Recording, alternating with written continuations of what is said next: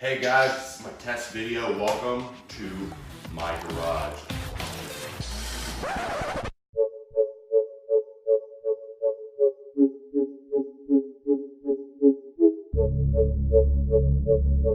Hey guys, welcome back to the Trevor May Baseball YouTube channel. I'm your host, Trevor May. Today, I'm going to give you 5 things that you can do every single day to become a better pitcher or player. Now, this video is intended to give you things that you don't necessarily have to be in the middle of a season to do. Being in shape, baseball shape, throwing shape, takes a little bit of time. So these are things that you can do perfectly now in December, January, February, in the off season to continue to hone your skills without having to take a huge toll on your body. So some of these are going to be the mental side of the game and some of them are going to be the physical side of the game. Tip number 1, set goals and then write affirmations based on those goals. Goals come in 2 types in the way that I use them: micro and macro. Macro means big, micro means small. So micro goals tend to be smaller and achieved in smaller time frames, while macro could be the length of an entire season, 10 years in the future, 5 years in the future. And it tends to be who I want to be in that length of time. So for example, very common goal that I have just about every single year is to be healthy the entire year. Do not have to go on the injured list at any point in the year and be available every time I'm needed to take the ball. Like, that is a macro goal. Okay. Then you create micro goals in order to achieve that goal. So what are things that are going to allow me to be healthy? 1, my preparation routine, getting my body ready. How well do I sleep? How effectively am I recovering when I'm awake? Things of that nature, which keep you feeling good on a day-to-day basis and allow you to stay off the injured list. Those things are examples of smaller goals that build into a bigger goal. Okay. Affirmations are then a strategy used to keep that goal in the forefront of your mind day to day. So I take the process of writing affirmations very seriously. Behind me, I have a big stack of notebooks that I've used and filled, and then started a new one and then added that one filled. And so the way that I do it is I create an affirmation that states that major goal, and then 2 or 3 affirmations below it that then allow me to work towards my micro goals. For example, it's always written in the format I will. You need to reinforce in your head that you will achieve what you're trying to achieve. So I would write, I will pitch the entire 2020 season without going on the injured list. That is my macro goal. That is my first one I write. And then below that, I write, I will continue to adjust my recovery routine as needed day to day. I write that every single morning so that that day I achieve it. So I write 2 or 3 more along those lines to then move me one day closer to a macro goal. That is the way that I do it. Do it every single day. Write down 3 or 4 affirmations. I will blank. Tip 2. We've already talked about this in our focus video that I released a couple weeks ago, but I'm going to add this into something else that you can do every single day to improve yourself as a pitcher and a baseball player and a human being. Meditate. On this channel, there is a meditation practice video. It is 5 minutes. It is guided. It is, I think, pretty effective, but there's a lot of other resources you can use. Take 5 minutes every single day, sit down and meditate. It can be guided, and once you get good enough, you can just take the 5 minutes yourself and not have to listen to anything. It could be to music, but creating this skill of self-awareness, being able to be inside of the moment will benefit you on a baseball field more than you can ever know. Okay? Include in that practice and visualization. This is a type of meditation, right? It helps you improve your focus, your ability to see something with your eyes closed. That not only helps you on a baseball field and not only helps you as a human being, but also helps your creativity. It helps you solve problems. It helps you slow problem down in order to find a solution. All of those things come from visualization. So find a window of time to work on your meditation and then incorporate visualization into that meditation and do it every single day. So another tip that you can do absolutely every day is stretch. Now, stretching is kind of a wide term. It is literally trying to loosen your muscles. But the biggest benefit of stretching every day is that you get to feel a little bit better. You feel a little bit more loose and ready to play every single day. As a professional player, every single day I need to be able to play at my highest ability, and stretching is a huge enabler for that. It's probably the number one thing that I do in order to stay healthy and stay on the field. We're not going to focus as heavily on actual stretching exercises. A lot of that is something that you've done probably playing other sports, playing baseball every single day. It is part of your daily routine, but it's being very intentful and purposeful when you do it. So the biggest skill I want you to learn here is have a reason for the routine that you set forth for yourself. Learn something about yourself. It could be problem areas, things that feel tight all the time, a place you get sore all the time, something that may be a compensation or an injury you've had in the past. Try to use all that information to design a daily routine for yourself, and try to make it between 5 and 15 minutes to do, so that it is repeatable and that you'll stick with it, okay? Okay. There are two types of flexibility that they have. There's hypomobile, hypermobile. Hyper means kind of an advanced range of motion kind of naturally in the body. That means looser shoulders, looser arm joints, looser. You find that you can move. For example, people that can touch their elbows behind their back, they're hypermobile. I fall into the other category, hypomobile. That is the other way, a lack of range of motion, something that needs constant attention. One of my problem areas on the regular is my hips. My hips don't lie. And my backside of my arm is something that with a lot of work gets a little tight, and then I need to work on. My feet are another place that is very tight. Everything kind of stems through your feet. Think from the ground up. If your feet are tight, the rest of your body tends to compensate in different ways. So I have a routine that takes account of that and then is built in order to make myself feel good on a daily basis. So I'm going to quickly run through some of the exercises I do, but remember, after watching this video, I highly recommend you do some research. You start very simply and try to develop your own routine. That is the point, okay? So first thing I do is I take this ball. This is a lacrosse ball. You can get it at any Dick's Sporting Goods or whatever that your local sporting store is. Lacrosse balls are pretty common and pretty cheap, okay? You can order them on Amazon. I think they're like $2 a piece. So I would recommend doing that, okay? And you roll out the bottom of your feet. So I do this every single day, all sides of my feet, up by the toe joints, kind of stretching the toes out, getting down towards the ball of my feet and the instep and around the heels, okay? I do this on both feet, takes about 2 minutes, a minute each. And then I move on to my hip stretching routine, which my hips are my problem area, and I go from there, okay? So where we start in kind of a deep sumo squat. We keep our elbows inside of our knees, and we kind of keep our knees out in a V pattern and don't let them collapse in. So sometimes I put pressure on, then I do 10 reps where I push out on my knees, hold for a second, push in. Push out on my knees, hold for a second, and relax. And we do 10 of those, and on the 10th one, we hold for 10 seconds. And then expanding off that, we come up into a wide stance, kind of get the hammies warmed up with a normal bend over, hamstring stretch, calf stretch. And then we sit back into our hip and try to stay flat, foot flat on the ground, and move ourselves back and forth 10 times each side. That is 20 total reps. Moving on to the next one is your classic pigeon stretch.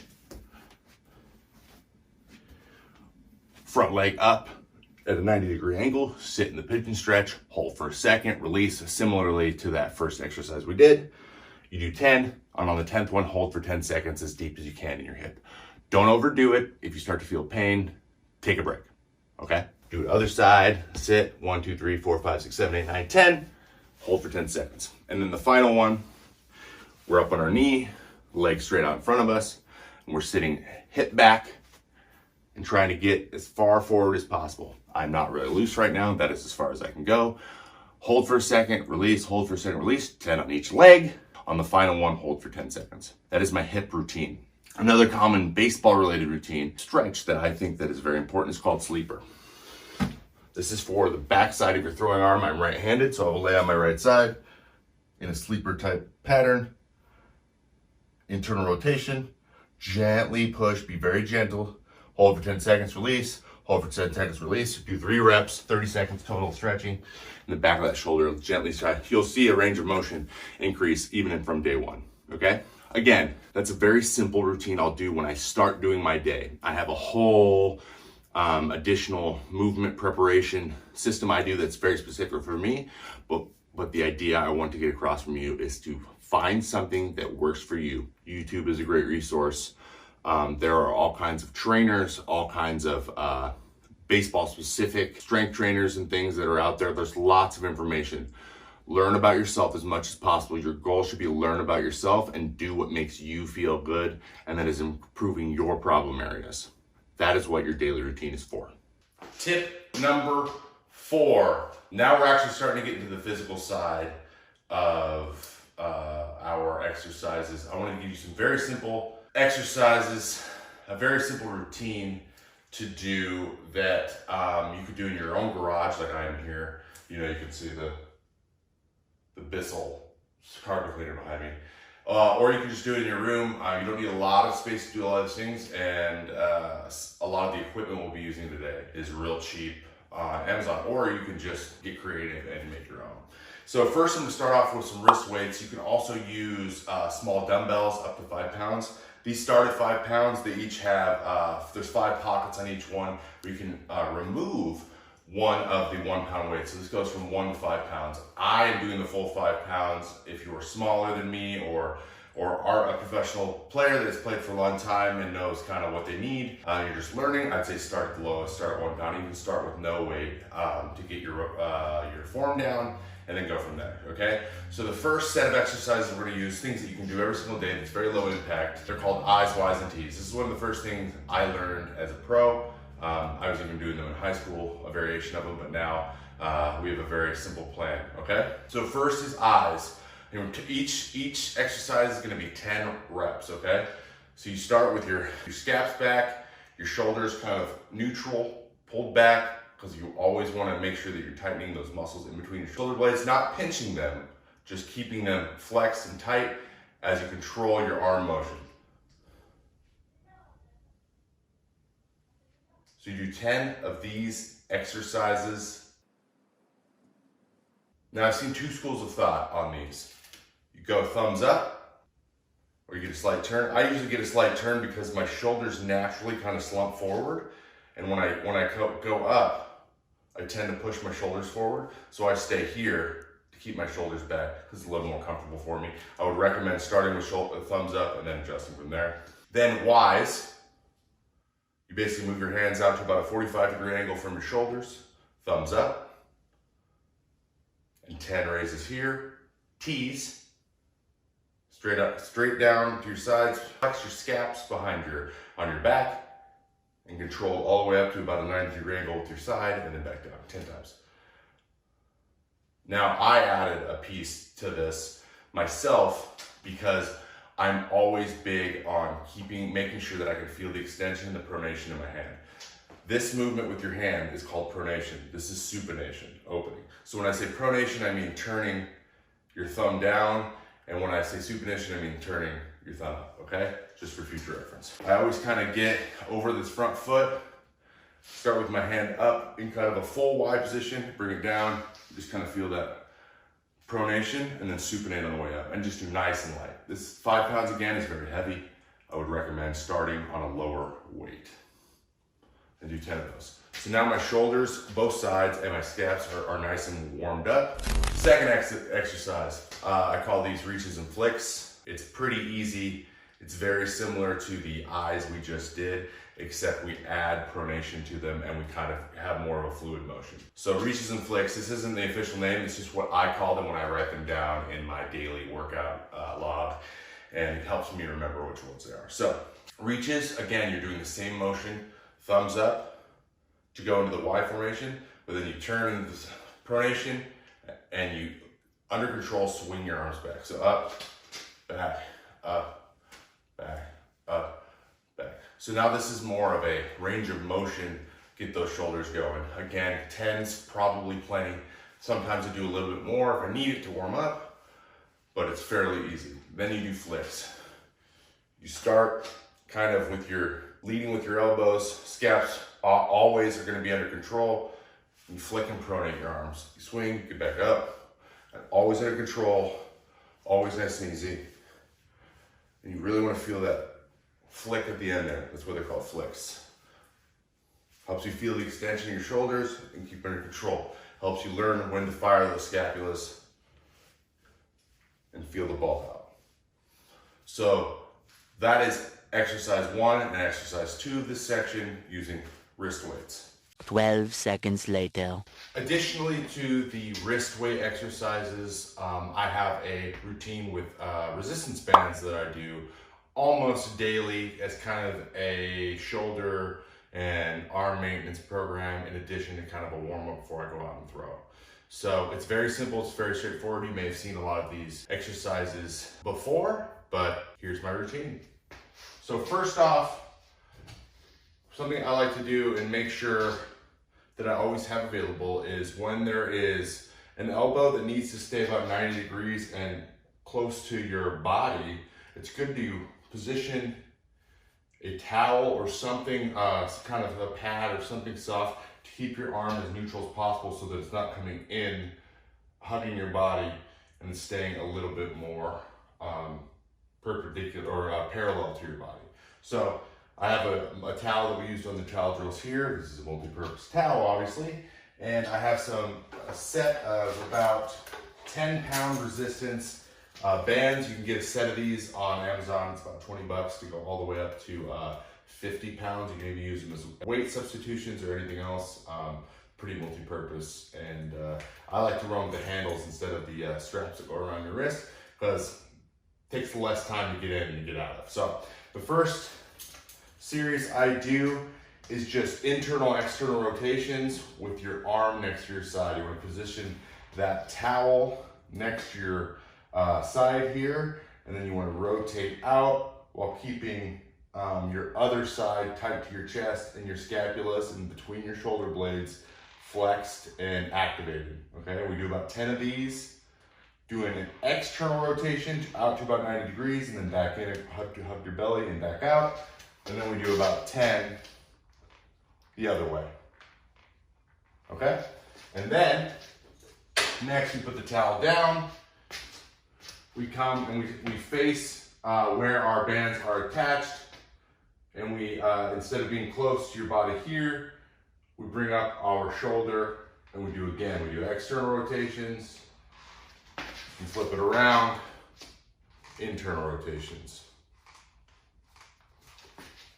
Then, after that is done, I usually go lower with the band or take a band that's attached a little bit lower.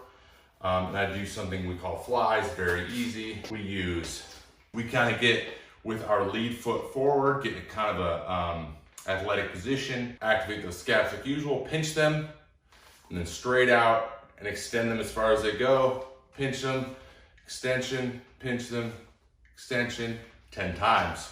And then the last one that I do, and this is maybe a little bit different than a lot of other people. I get in kind of athletic position, face where the bands are attached, come in with my left hand, and come up with my throwing hand. I call these reverse throws.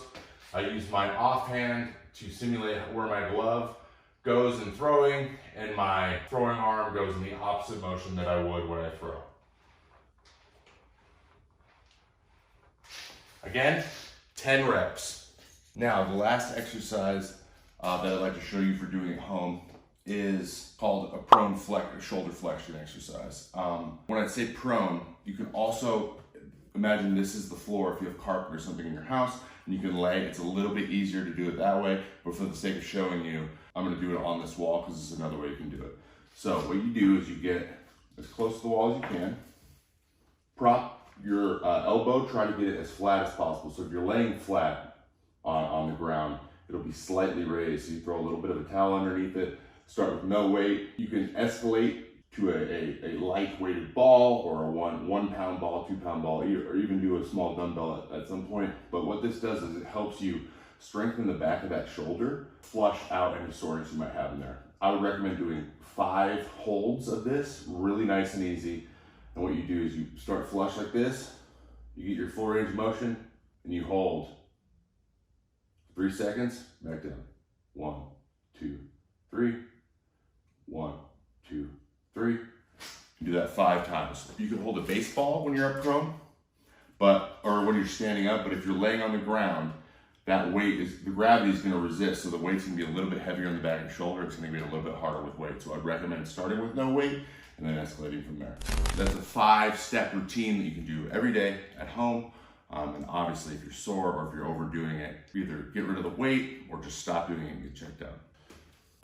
Now, very quickly, I want to go over some dry work. This is our 5th tip in our 5 tips series. Some dry work, or meaning things that simulate throwing or parts of throwing, or their mechanics, but without actually throwing a baseball and putting stress on your shoulder. So there's 3 things that I do fairly regularly, and what I would do when I was younger as well.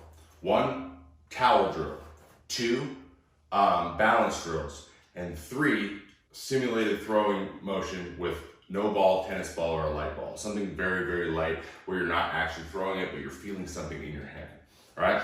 First thing we'll do is we'll start with the towel drill. Now, towel is a great substitute for a ball anytime you're not actually out playing catch or you don't have someone to throw with. Okay? So some of the ways that I practice with the towel is you pinch one corner and you give yourself a nice parachute in the end, something that you can feel when you're snapping. A prime example of when I use this is when I was trying to get feel for my changeup before the season.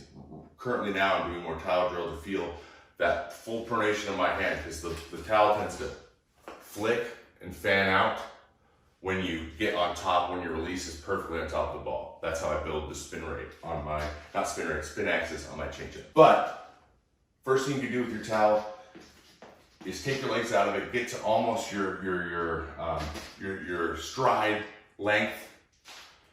You start with your hands wherever your separation is. Separate your hands and feel yourself getting over the front leg.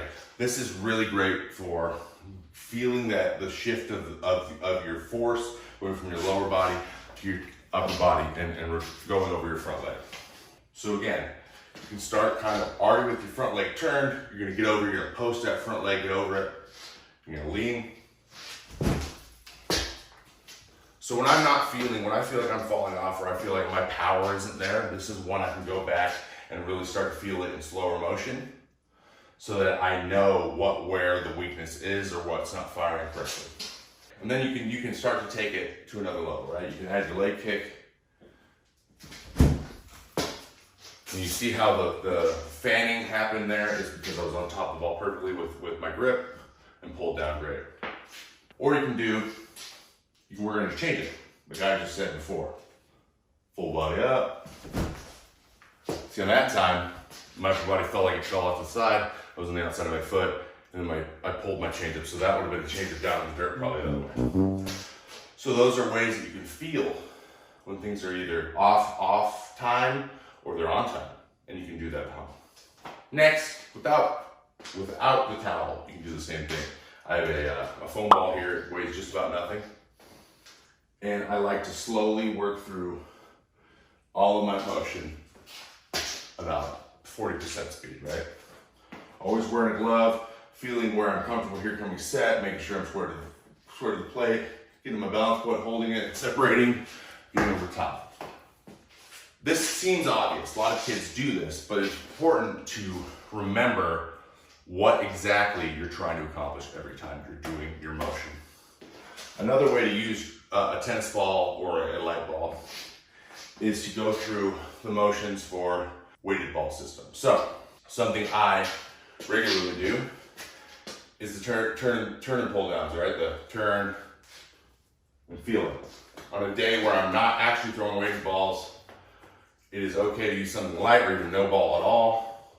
Turn and feel that extension. You notice that everything I do is to feel that pronation, that extension. That is an element of my delivery that is a strength, and I want to maintain it. So you can do your turn burns,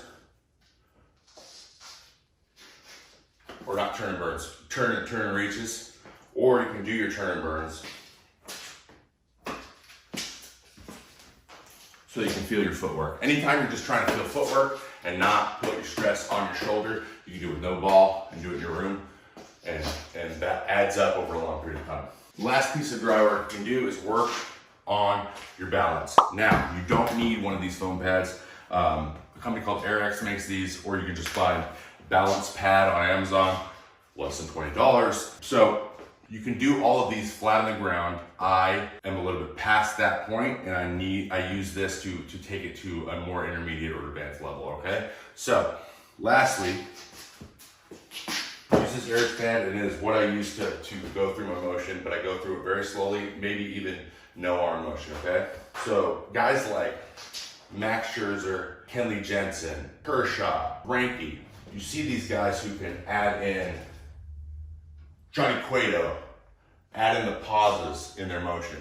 A lot of times it's to throw off timing and just kind of mess with hitters, but a lot of times it's a checkpoint in their motions where they feel like they have full control over this back leg, meaning they can move themselves backwards, forward, that way, wherever they want to go with that back leg because it's fully in control of their body. That then translates into mechanics that allow those guys to throw the ball where they want to a lot more often than not, which makes them great pitchers. They're all stars, right? So that is something I try to incorporate more into my routine so that I can throw the ball where I want to more often than not, and I can be successful. So I'll start in the stretch, I go exclusively out of the stretch.